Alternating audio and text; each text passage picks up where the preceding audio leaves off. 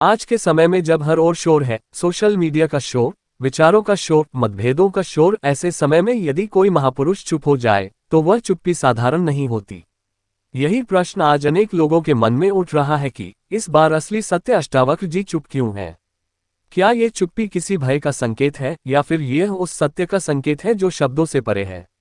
अष्टावक्र कौन थे? अष्टावक्र कोई साधारण ऋषि नहीं थे।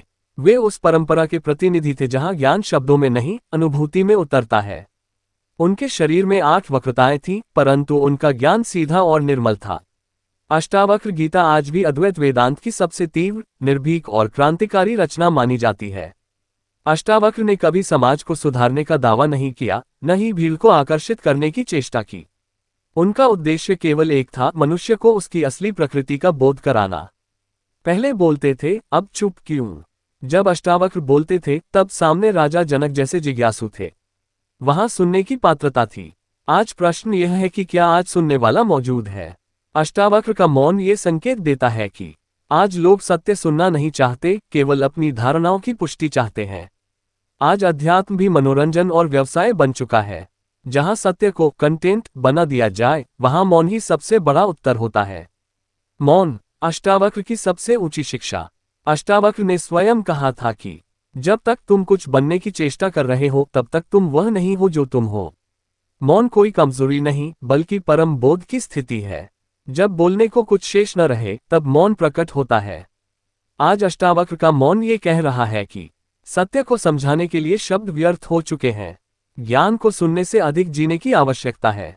जो खोजेगा वही पाएगा, भीड़ को सत्य नहीं दिया जाता। क्या समाज इसके लिए तैयार है?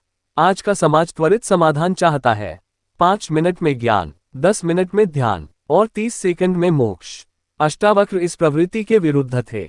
वे कहते थे, तुम पहले से मुक्त हो, पर तुमने मान लिया है कि तुम बंधे हो।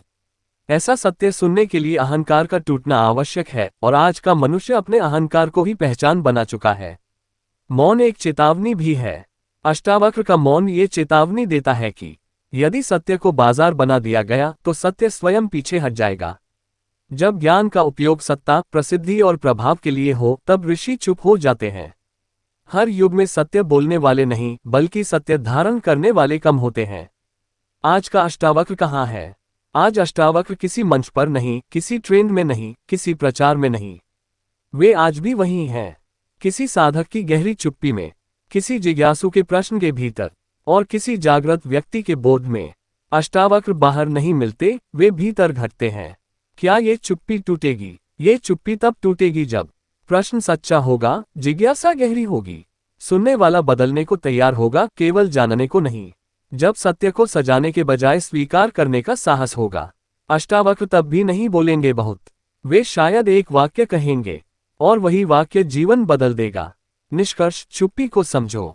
इस बार अष्टावक्र जी चुप हैं क्योंकि सत्य को बचाने के लिए कभी कभी मौन आवश्यक होता है। हर युग में सत्य चिल्लाता नहीं, कभी कभी प्रतीक्षा करता है।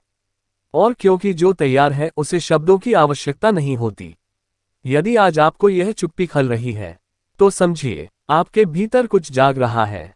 यही अष्टावक्र की सबसे बड़ी कृपा है।